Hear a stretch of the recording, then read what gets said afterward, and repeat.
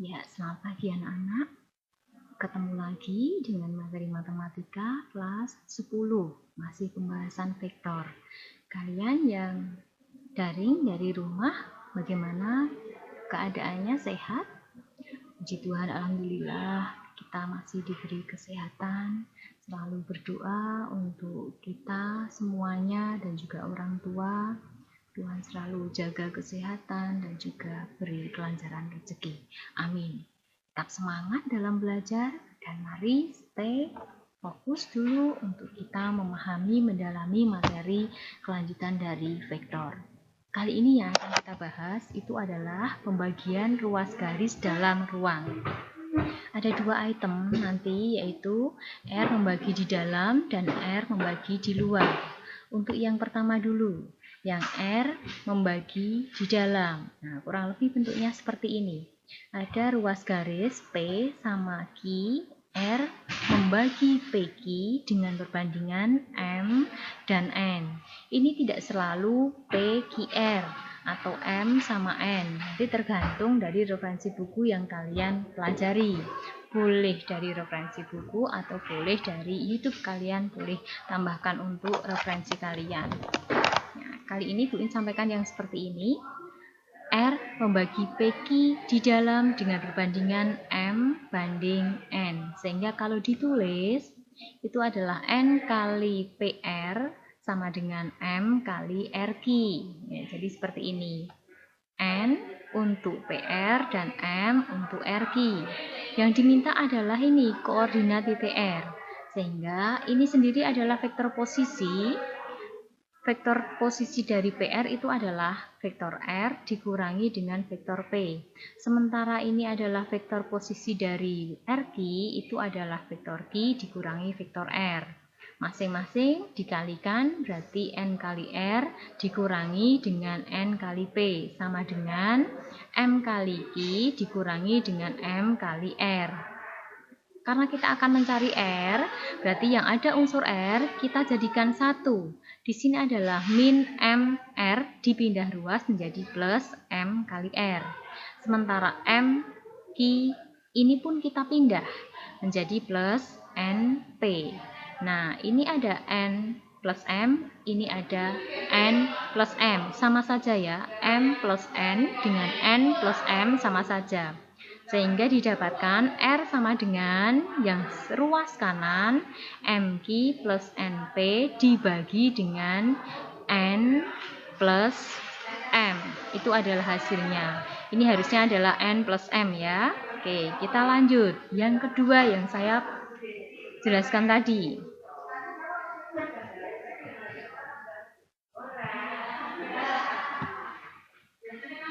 Ya, yang kedua ini R membagi di luar. Nah, R-nya berada di perpanjangan PQ, membagi ruas garis PQ di luar. Jadi, dengan perbandingan M, PQ banding RQ. PQ-nya ke arah kanan, sementara RQ-nya ke arah kiri, sehingga N-nya itu adalah negatif. Sehingga PQ banding QR itu sama dengan M banding min N. Sehingga didapatkan R, titik R-nya adalah MQ dikurangi dengan NP dibagi dengan M dikurangi N. Jadi bedanya antara di dalam sama di luar. Kalau di dalam itu tandanya adalah positif, sementara kalau di luar itu tandanya adalah negatif. Bisa dipahami ya? Yuk kita coba cek lanjut dengan contoh yang ada. Nah, di sini contoh yang ada Bu In berikan untuk yang di ruang 3. Nanti kalau kalian soalnya adalah ruang 2, sama saja ya caranya. Contohnya adalah jika vektor A-nya adalah 6, min 2, 4, dan vektor B-nya adalah 10, 8, min 12. P terletak pada AB. Nah, seperti ini. Terletak pada AB. Kalau pada itu berarti adalah di dalam. Tetapi kalau ada kelanjutannya, P terletak pada perpanjangan AB, berarti P-nya terletak di luar. Nah, karena ini di dalam, berarti nanti tandanya adalah positif. Sehingga AP banding PB itu adalah 3:2. Yang diminta adalah tentukan koordinat titik P. Ya, kita coba pelajari, jawab bersama. Koordinat titik P dapat ditentukan sebagai berikut. Cara yang pertama itu kita selesaikan sendiri-sendiri. Kita cari sendiri-sendiri. XP cari sendiri, YP cari sendiri, ZP cari sendiri. Tetapi untuk cara yang kedua, kita memakai rumus. Ya, rumus yang terletak pada AB yang di dalam. Nah, sekarang EP adalah perbandingannya ya.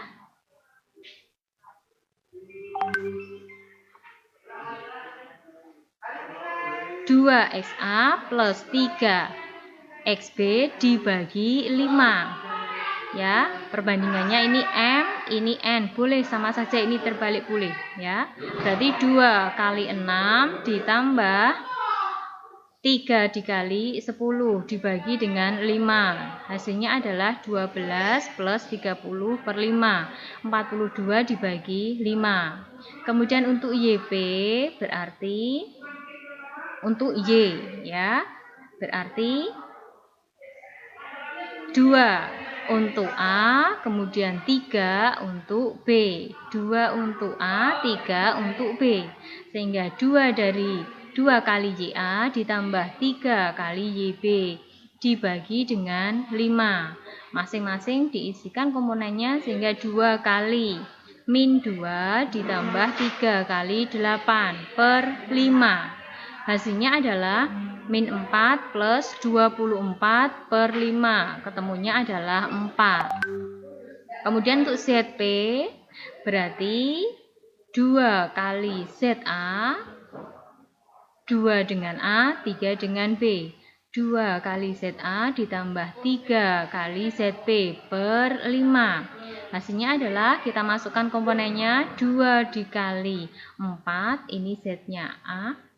Kemudian ditambah dengan 3 kali min 12 per 5. 2 kali 4, 8. 3 kali min 12, min 36 per 5. 8 dikurangi 36, hasilnya adalah min 28 per 5. Itu masing-masing komponennya sudah terjawab dari XP, YP, sama ZP. Ini cara pertama. Sekarang kita coba cermati yang cara kedua. Cara yang kedua itu 3 komponen sekaligus langsung ya. Jadi X, Y, sama Z langsung dalam satu pekerjaan. 2 kali A plus 3 kali B. 2 kali ini adalah vektor A, 6, min 2, 4. Ditambah 3 kali ini adalah vektor B. 10, 8, min 12 per 5. Masing-masing item di sini, masing-masing komponen dikalikan 2, sehingga hasilnya adalah 12, min 4, 8. Sama juga berikutnya untuk yang vektor B, berarti 30, 24, sama min 36, per 2 ditambah 3, 5. Nah, masing-masing ini yang dijumlahkan adalah yang sama, X dengan X, Y dengan Y, Z dengan Z, yang sama variabelnya ya. Sehingga menjadi 12 plus 30, 42. Kemudian min 4 plus 24, 20. Dan 8 plus min 36. Hasilnya adalah min 28 per 5. Maksudnya ini semua komponen yang ada di sini itu dibagi dengan 5. Sehingga kalau dipecah menjadi 42 per 5, 20 per 5, min 28 per 5. Dari ketiga ini yang bisa dibagi disederhanakan adalah yang Y. Sehingga 20 dibagi 5 hasilnya adalah 4. Sehingga sama ya. Pengerjaan untuk cara yang pertama, masing-masing sendiri-sendiri dikerjakan atau ketiganya sekaligus memakai rumus. Jadi nanti nilainya harus sama. Sudah bisa lebih untuk dipahami? Oke, kita lanjut. Nah, tentang pembagian ruas garis dalam ruang dan pada perpanjangan sudah kita bahas. Kita lanjutkan materi berikutnya, yaitu yang perkalian skalar 2 vektor. Rumusnya adalah A dot B. A kali B atau A dot B. Hasilnya adalah rumusnya panjang vektor A dikali panjang vektor B kali cos A. Dari rumus ini nanti ada beberapa yang kemungkinan muncul di dalam soal. Yang pertama memang soal itu sendiri, yaitu perkalian skalar 2 vektor atau A dot B pakai rumus ini, atau justru yang diminta adalah sudutnya yang cos A. Sehingga ini syaratnya adalah kalian harus bisa mengingat kembali tentang sudut-sudut istimewa untuk yang cos. Kalau perkalian skalar 2 vektor, kita ketemu cos. Nah, yang ini mengingatkan saja, ini adalah panjang vektor A. Rumusnya adalah akar dari X kuadrat plus Y kuadrat jika ini ada di ruang 2. Nah, ini berikutnya yang Bu In sampaikan tadi. Kemungkinan yang diminta itu adalah cosnya atau sudutnya. Cosnya, cos A, rumusnya adalah A dot B dibagi dengan panjang vektor A kali panjang vektor B. Seperti itu. Oke, kita lanjutkan. Nah, contoh. Kita lebih memahami dengan lihat contoh berikut. Diketahui panjang vektor A adalah 4, panjang vektor B adalah 6. A dot B sama dengan 12. Nah, ini ternyata untuk panjang A, masing-masing dari panjang A sama panjang vektor A sama panjang vektor B sudah diberikan. Sehingga kita tidak perlu lagi mencari akarnya. Langsung boleh kita pakai. Yang diminta adalah cos A. Nah, kita ternyata langsung ketemu dengan sudutnya. Ya, seperti ini. Jawab. Cos A adalah, karena yang diminta sudutnya, rumusnya adalah A dot B dibagi dengan panjang A kali panjang B. Panjang vektor A kali panjang vektor B. A dot B hasilnya adalah 12. 12 dibagi, ini adalah panjang vektor A-nya 4, panjang vektor B-nya 6. Berarti hasilnya adalah 12 dibagi 24. Atau disederhanakan, hasilnya adalah setengah. Yang diminta adalah cos alfanya, bukan lebih cenderung nanti adalah sudutnya ya yang diminta. Ini adalah nilai cos alfa. Cos alfanya adalah setengah. Artinya sudut berapa untuk cos yang nilainya setengah. Nah, jawabannya ini harusnya alfa ya tanpa cos. Yang cos alfa itu di sini harusnya cos alfa sama dengan setengah, sehingga alfa ketemunya adalah 60 derajat. Seperti itu. Oke, sudah paham, mengerti? Kita lanjutkan. Nah, berikutnya ini. Kalau tadi adalah perkalian skalar 2 vektor, yang ini adalah perkalian vektor 2 vektor. Nah, kalau yang tadi dot product, yang ini adalah cross product. Kalau dot product tadi ketemunya adalah cos alpha, untuk cross product atau vektor 2 vektor, hanya mengubah tadi yang cos jadi sin alpha. Ini hanya sin alpha saja ya. Ya, A dot B sama dengan panjang sudut panjang vektor A kali panjang vektor B kali sin alfa kali S. Sementara S sendiri itu adalah vektor satuan yang tegak lurus dengan vektor A maupun vektor B dengan arah sesuai skru putaran kanan. Ya, demikian. Untuk yang selanjutnya memang yang lebih sering muncul itu adalah yang perkalian skalar 2 vektor atau yang dot product, bisa yang diminta A dot B atau yang diminta adalah cos alfanya atau alfanya. Ini video terakhir tentang vektor. Semoga bisa dipahami. Kita akan lanjutkan dengan lembar kerjanya, akan segera Bu In berikan di classroom. Tapi jika penjelasan ini kalian masih belum begitu paham, boleh tanyakan ke Bu In lewat Jabri WA, atau kalian boleh lihat di video atau YouTube yang ada.